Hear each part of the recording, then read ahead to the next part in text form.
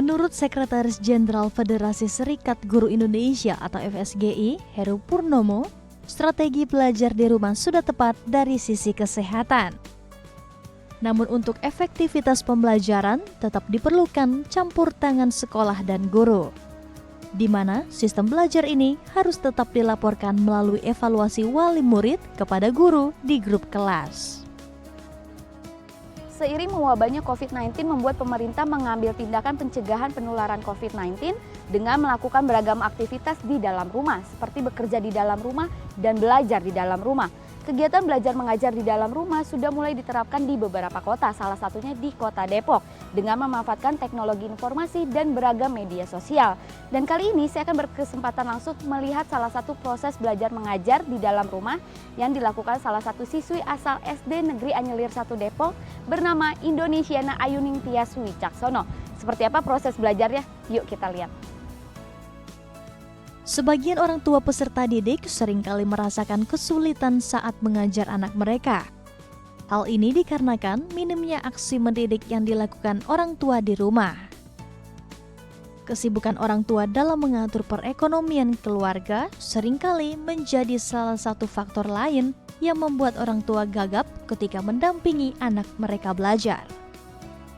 Saya akan menyambangi salah satu rumah orang tua murid yang tengah mendampingi buah hatinya dan berbincang seputar kegiatan belajar di rumah secara daring. Iya, halo sore Tante Ai. Iya, silakan Mbak Rizka. Iya, maaf ya teman-teman, aku gangguin belajarnya hari ini. Apa-apa. Ini kan proses belajar mengajar di rumah nih sudah diberlakukan selama 3 hari nih ya Tante. Lalu perkembangan belajar seperti apa sih yang terlihat pada Nesya sejauh ini Tante? Awalnya itu dari hari pertama ya. Awalnya ya dia senang sih libur gitu. Terus lama-lama belajar di rumah kayak apa ya gitu loh, nggak kebayang aja sih pertamanya sama kita nggak kebayang pertamanya belajar ternyata dari sekolah tuh setiap hari kan kasih tugas ya, jadi agak ribet juga sih. Yang tadinya kita nggak terlalu banyak tugas, sekarang di tempat les semua tugas. Yang tadinya saya nggak pantau, udah ada yang pantau di sekolah, sekarang harus saya gitu. Ya awalnya sih kepikiran juga ribetnya gimana, tapi setelah 3 hari ini sih oke sih, udah bisa. Dia juga lumayan oke ngerjainnya, nggak masalah sih. Awal-awalnya aja pertamanya. Oke nih Tante, selama Nesya belajar di rumah, metode pengajaran seperti apa sih yang Tante lakukan kepada Nesya agar Nesya ini lebih semangat, lebih betah, lebih rajin belajar lagi di rumah?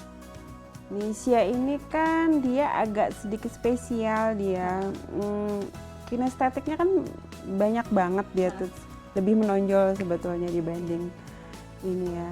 Gerakannya banyak, ya harus banyak ini sih trik sih kalau sama Nesya itu.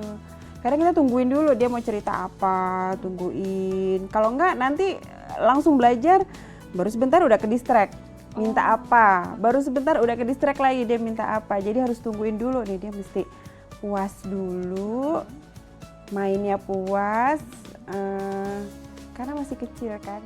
Oke, lalu Tante Ai sendiri nih ngajarin Nesya di rumah, pastinya punya kesulitan atau tantangan. Kesulitan atau tantangan seperti apa nih ngajarin Nesya belajar di rumah? Selama ini sih nggak gitu banyak sih, cuman paling karena ya itu ya karakternya Nesya itu yang nggak bisa diem, terus banyak mau tahu, ya itu kita mesti banyak-banyak sabar aja sih, sebetulnya itu aja. Oke nih Tante, pasti kan Nesya suka nanya pelajaran-pelajaran dia kalau dia saat bingung gitu ya. Dan sedangkan Rizka aja nih kalau misalnya ditanya sama adik sepupu suka lupa nih materi pelajaran zaman dulu. Nah Tante Ai sendiri saat ditanya Nesya, tapi lupa gitu pelajaran dulu-dulu, mensiasati atau menjawab pertanyaan Nesya itu sendiri gimana Tante? Kebetulan kan agak beda ya dulu zamannya saya sama sekarang. Tapi memang ada enaknya juga sih, sekarang tuh lebih mudah, semuanya diringkes jadi satu di buku tema gitu kan. Lumayan ini sih gampang ngerjainnya. Paling kalau misalnya 1-2 hal yang saya lupa, ya lihat Google.